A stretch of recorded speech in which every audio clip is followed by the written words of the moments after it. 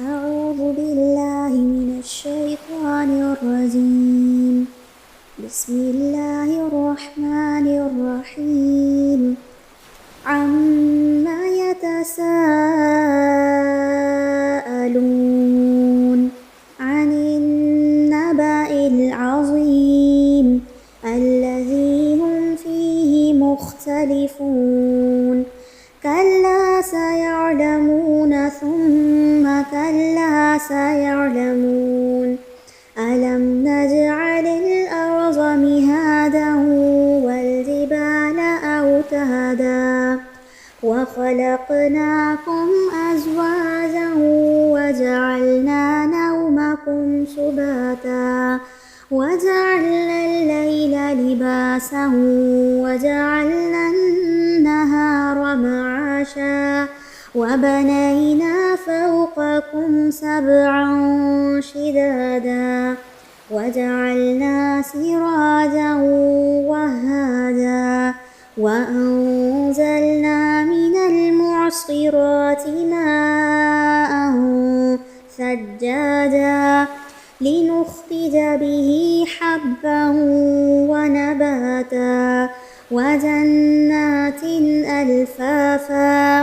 إن يوم الفصل كان ميقاتا يوم ينفخ في الصور فتأتون أفواجا وفتحت السماء فكانت أبوابا وسيرت الجبال فكانت سرابا. إن جهنم كانت مرصادا للطاغين مآبا لابثين فيها أحقابا لا يذوقون فيها بردا ولا شرابا إلا حميما وغساقا جزاء وفاقا. إنهم كانوا لا يرجون حسابا وكذبوا بآياتنا كذابا وكل شيء أحصيناه كتابا فذوقوا فلن نزيدكم إلا عذابا.